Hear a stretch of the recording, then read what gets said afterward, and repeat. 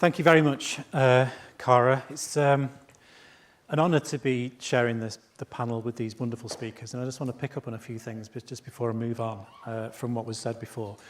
When you introduced Steve, Cara, I'm not sure if I've mentioned this to you, but you mentioned the reading Transform's publication Blueprint actually changing your life and giving a direction.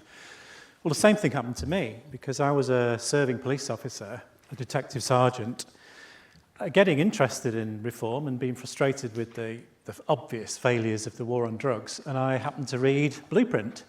And for me, that was one of the moments where I thought, I've got to get out of the police. I've got to be active on this because the only way I can try and bring influence is outside. So, thank you, Steve.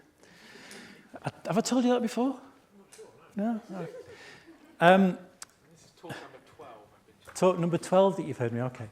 And it's wonderful to hear the details of harm reduction from Shoba, because harm reduction isn't just important because it saves people's lives and makes people safer, although, of course, it should be done for those reasons. It's also what influences public opinion. It's an essential part of the conversation and the narrative. We will get the change we need, first and foremost, by beginning with supporting harm reduction.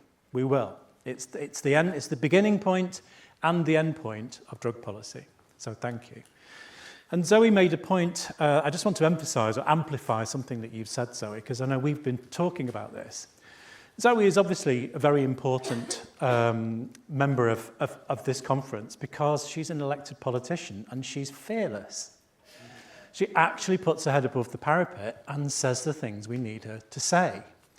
And what she's trying to do is to build a team, a national team, of councillors, so elected officials who believe the same things and can share information. Now, Zoe has already asked you, some of the audience that was here, but different people, I'll ask you on her behalf as well, that if you know a councillor who is interested in drug policy reform of any type, please get in touch with Zoe. Now, that doesn't mean if you happen to know one, you've spoken to a councillor once. What I'm asking you to do is to go and look for your councillors and speak to them and make them interested in drug policy reform and then send them Zoe's way. So, you know, I'm saying the same thing with a bit more assertive suggestion there. Go and speak to your politicians. That's what they're there for, and you can influence them. You can. All the politicians I know say, you know, you've influenced me. So you can do it. So, listening to the panel, some of the things that I was thinking about saying have already been said, and I couldn't say them as well as these people that came before me anyway. So I thought I just want to, because this is about the ecosystem of drug policy, this is about how everything is interconnected within the drug policy world. And an important sort of subtext of what's been discussed already is the fact that there is a thread of psychedelic exceptionalism. There is a strong thread. Someone from this community only a few days ago said to me, well, yeah, I think we should legalise some drugs, but only the natural ones. Only the ones that grow out of the ground. I think that's such a strange, arbitrary thing to decide what should be legal or not. You know, I mean, just because something is natural doesn't necessarily make it safe. You know, you wouldn't go out and eat deadly nightshade, for example, because it grows in the ground and it'll kill you. So it's not a measure of what's safe, really. But that issue of choosing which drugs you think should be legal is sort of besides the point, because it's not about the drugs, this is about people. And this is about our society, and it's actually about the planet as well. I'll come to that at the end. So I wanted to try and give you some sort of nuggets of things which make it very clear that this affects all of us, that you can take away and discuss with other people to make them realise that this is about all of us. What I want to start with is an undercover operation I did in Nottinghamshire. Now, at this particular time, there was open warfare between the Bestwood cartel in Nottingham and most of the other drug-dealing gangs in Nottinghamshire. The problem with open warfare and firearms was so bad that actually it featured in the national news day after day. There's been another shooting in Nottingham. The newspapers were on the front lines every day. My favourite pun from the time was Shottingham. But then I like puns. That was good. That was the Daily Mirror. So when I went into that operation, there was a lot of pressure on me to get information about the gun violence, about the murders that were happening. So it was quite a dangerous time. At the beginning of that operation, there was some intelligence from Colin Gunn, the head of the Bestwood cartel, had let everybody know on the streets that if he caught an undercover police officer, that cop would be kidnapped and tortured to death in a dark place. And he was telling everybody that so that it would get to the ears of people like me. So I knew who it was aimed for. So there was lots of pressure for this particular operation. Now, what I used to do is I would go into the community in an inner city area and infiltrate the most vulnerable people, the most vulnerable. And the reason I would seek out the most vulnerable people to befriend and to manipulate is because vulnerable people are easier to manipulate. It's true. Now, if that seems ruthless, well, of course it's ruthless. That is the nature of what I did. That is the nature of drug policy, policing in drug policy. The idea that we can get information, use vulnerable people in order to catch other people and put them in prison. That's essentially drugs policing. So I found this vulnerable person, this young man, and I befriended him. I put weeks and weeks of effort into hearing about his family, his childhood, learning about his childhood trauma, all better to manipulate him, of course. But the trouble is, I've got him cultivated as the person who was going to introduce me to key figures in organised crime. This was the game that I played. But the trouble is, after a few weeks, he got arrested, and he was already on bail for dealing heroin. So I'm thinking, oh no, it's weeks of work. This is terrible. He was my main man I was going to use, and he's now arrested, and he's bound to get remanded in custody. It's bound to be. So I started speaking to other people, and I was with a group of his friends when suddenly I see him walking towards us in the town of Mansfield, actually. And I thought, how on earth has he got bail? How has he got bail? There's no way he should have got bail. And I'm thinking the same thing as his friends are. They're looking very suspicious. How has he got bail? And so when he turned up, he said, I can't believe it. You're not going to believe what's happened. He says, I was in the cell, and the plainclothes cops came into the cell like they always do, wanting information, and they said, you can either give us information or we're going to let people know that you're dead. And I said, wow, what did you do? And he said, well, I couldn't give them any information, could I? Because they might be working for the same people I work for. This is one of my sort of earlier impressions of the extent of corruption within drug policy. And I'll come more to corruption in a few minutes. But I want to talk about, and this is a nugget for you to take away and possibly talk about with other people, because I'm going to tell you something that people don't generally understand. The informant system is the fuel of the war on drugs everywhere on the planet. It basically works that if someone's arrested, and this is why in many places, like Zoe mentioned before, the Met Commissioner, Police Commissioner, doesn't want to stop arresting people who use drugs because that's where he gets his phone numbers from. When he arrests someone who uses drugs, phone numbers of dealers, and that helps them get data on phone traffic, things like that. So many cops don't want to stop arresting drug dealers because they think it's what helps them fight the war. Well, it does help them fight the war. It does. If you get caught, say, with a Henry of heroin, that's an eighth of heroin, and you know you've got a conviction, you're going to get 5 years in prison, you're stuck in a cell, you know the cops are going to come through the door and they're going to offer you a discount on your sentence. You're looking at 5 years, mate. I can bring it down to 3, maybe even 2.5 if you give us some good information. That's a lot of pressure when you're thinking, my God, how old would my kids be if I do the full 5 years? That's a lot of pressure. So information comes.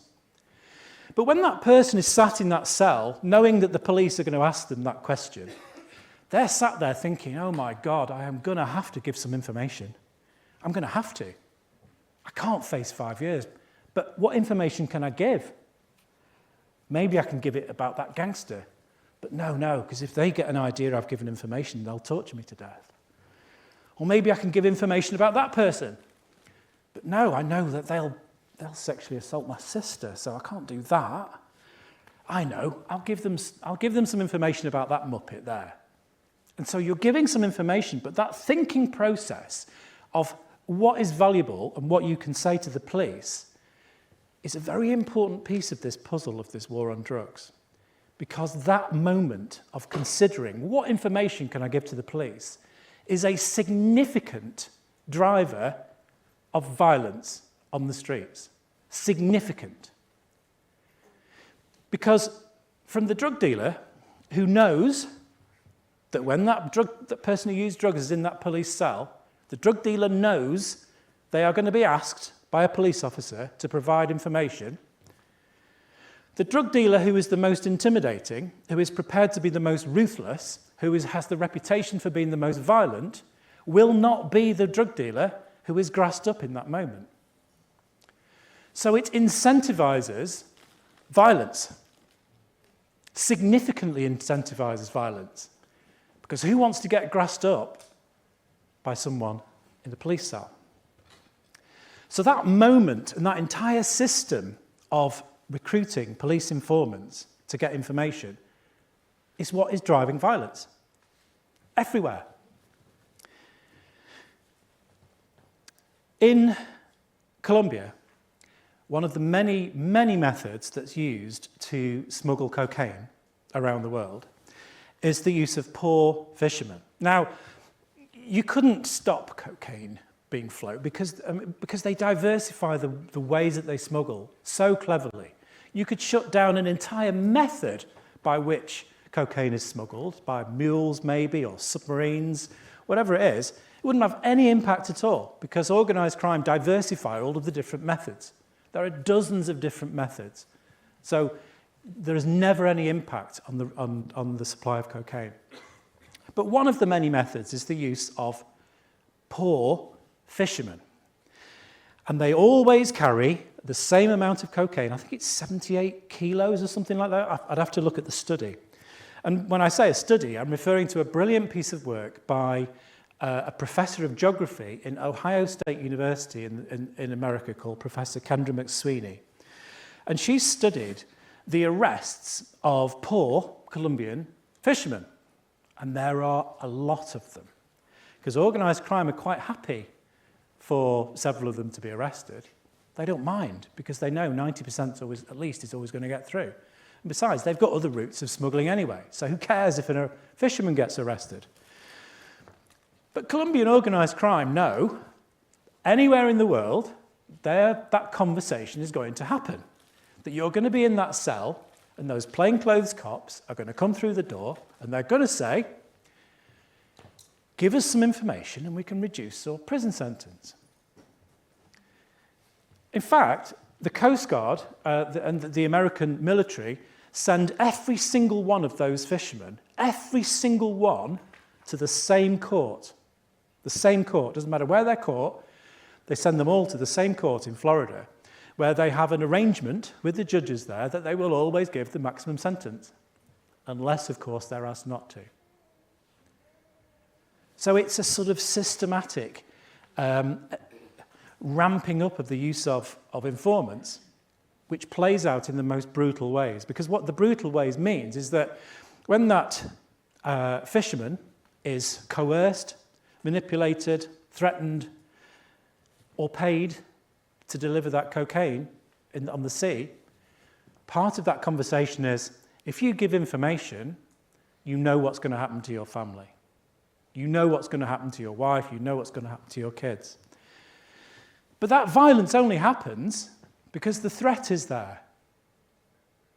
That only happens that way because the police in plain clothes are going to go into your cell or wherever the setting is and offer you a deal.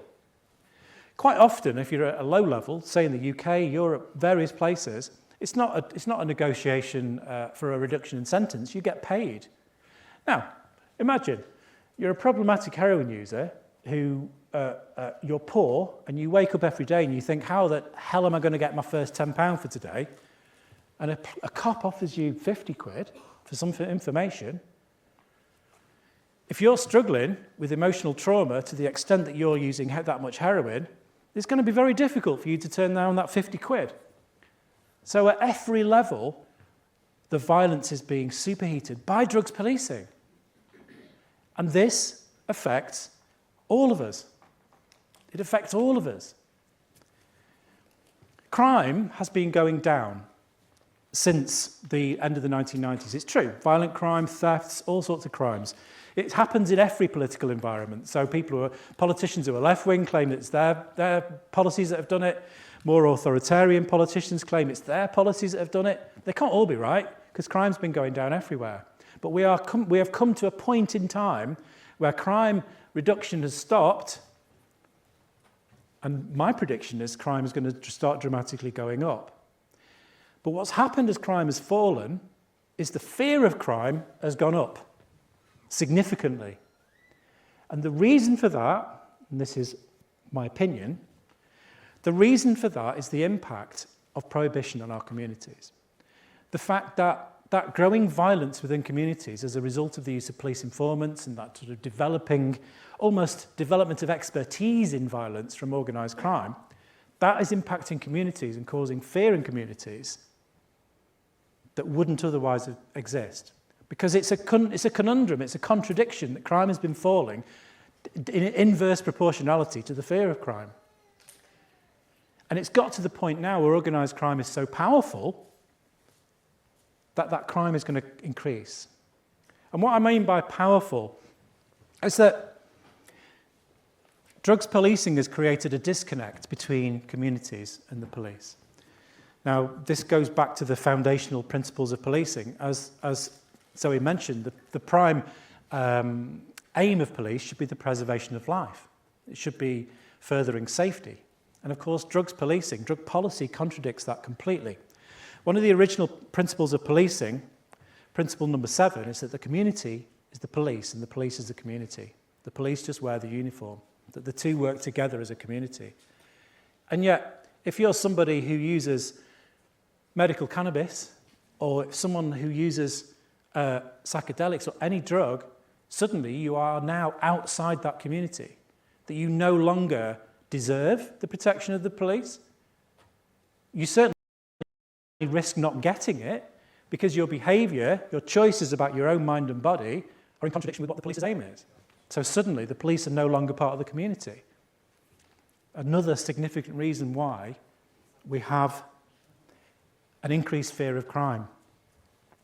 But one of the most important things, and this is another nugget I'd like you to take away and discuss with other people, another reason why drugs policing has dramatically impacted on all of our lives, affecting all of us, is corruption.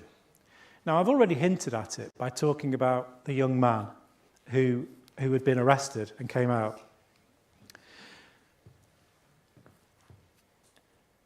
And the fact that he and all of his friends completely assumed, that the police were quite possibly under the pay of organised crime is just an assumption. And it was something they accepted. Well, it was during that operation I became obsessed with corruption and wanting to understand the drivers behind it, how it happened around the world. And so I spent a lot of my time talking to police and various people affected by this all over the world. But it started with, about 4.5 months into the operation, I'd finally got an introduction to this particular a lieutenant, this gangster. And it was strange, actually. He turned up with his son in the car to meet me. And his son was 12, and he dressed his son up exactly as he was. They were wearing the same two-piece tracksuit, the same Nike Air Max trainers, obviously this season's Nike Air Max trainers, the same thick gold chain, the same shaved head. It was like a mini-me.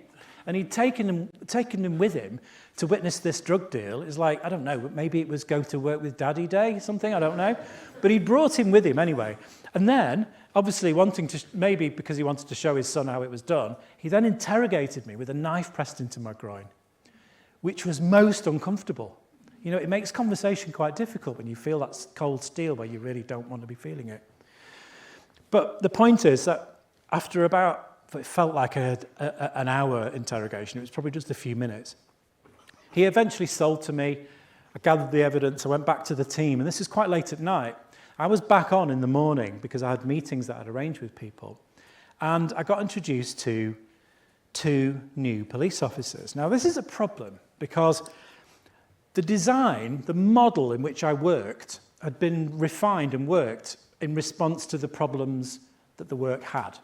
So what I mean by that is before I did any operation that was set up or hosted by any constabulary, there were certain conditions had to be met. So you had to have a hand-picked team who had had work done to check their background.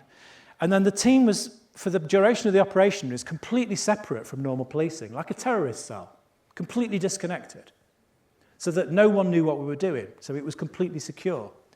And the day before I arrived to work with that team, they would all be given a lawful order. Now, in policing, a lawful order is a significant thing. It means that if you don't pay attention to this, you can be disciplined or sacked. So sit up and take notice of it. They were all given the order that they were not allowed to ask me my real name or any personal details about me at all. So I was using the same pseudonym with the gangsters on the street as I was with the police I was working with. And that was to protect me from corruption. Now, stop and think about that just for a moment. That system only exists because there's a threat of corruption, right? So that's the police service having a systematic acceptance that corruption exists, because otherwise you wouldn't need that model. They weren't even allowed to know my real name. This is my colleagues. So when 2 of that team went off sick and 2 new cops were brought in, I was a bit freaked out, I'll be honest. And because that's not meant to happen, it's a break of the rules. So I went to the boss running the operation. I said, hey, look, boss, I can't go out on the streets today knowing that these people know what I'm doing. Because I'd just met them. I shook the hand of the first one. I had no problem with him. I shook the hand of the second one, and the hairs just went up on the back of my neck. I knew this guy was wrong, instinctively. You know, and maybe with the adrenaline running high that I'd had the last few days, my sensors are fairly fine-tuned, but I just no way I was going to trust him. No way. So the boss, the senior investigating officer, said, fine, it's no problem. We'll exclude them both. It shouldn't have happened. You're right. It breaks the rules. They haven't been in the briefing. They don't know why they're here. It's fine. So I just put that out of my mind. I went out on the operation. A few months later, the operation was finished. 56 people arrested, lots of drugs seized, all the normal story, dope on the table. And a year later, it turned out that the cop that I'd taken exception to was an employee of the Bestwood cartel, which actually meant that the Bestwood cartel got closer to my inner circle than I did to theirs, by a long way. He was paid to join the police. He wasn't corrupted while he was there. He was paid to join the police. And he was paid £2,000 a month on top of his police wages, plus bonuses for good information. He got 7 years in prison for that. Probably not to factoring some of the things that he did while he was there. So corruption is a huge, huge problem. Huge. And the senior police all over the world know this, acknowledge it, and understand it. But if only the public knew the extent of it, right? If only the public knew the safeguards that we're in, that is a systematic admission. But the most significant problem that corruption brings is the climate crisis. And this is where the word ecosystem is very appropriate for this event. Because drug prohibition is a direct barrier to climate justice and dealing with the climate crisis. Because drugs policing has accelerated corruption. Because drugs policing, there's so much energy into it. You remove one player from a market, someone else takes their place, which increases violence in our streets, which affects all of us. But it also increases corruption because over time, we've created monopolies and cooperatives. And those monopolies and cooperatives have become so financially powerful that they've corrupted entire nation states. We now have narco-states. Guinea, Guinea-Bissau, Senegal, in Central America, several places in Central America, but most notably at the moment, we're watching Ecuador descend into a narco-state on an almost weekly basis. What this means is the drug markets, all taken together, are the fourth or fifth biggest business in the world, bigger than textiles. And that can corrupt and is corrupting entire nations. Once organised crime has corrupted a nation state, that blanket corruption means they can do whatever they like in terms of other crime, including environmental crime. And the money from the illicit drug markets is routinely reinvested in deforestation, illegal fishing, illegal gold mining, illegal ranching. It's the investment bank for all of the crime that really, really matters. So if we take the drug markets away from organised crime with legal regulation, which has been so expertly described by Steve, we cripple organised crime twice because we take their biggest business away from them, but we also prevent their reinvestment and their ability to commit other crimes through the corruption that it brings. And clearly, this affects all of us. So I want to echo the previous panelists and say, look, we need to be one movement. We cannot afford any kind of exceptionalism. This is not just about the drugs we like. This is about the policy, which is killing people, which is driving violence in our streets, which is driving the fear of crime and crime itself. And it actually threatens our existence. So, let's be one movement, because unity in a social movement is what brings change. Thank you.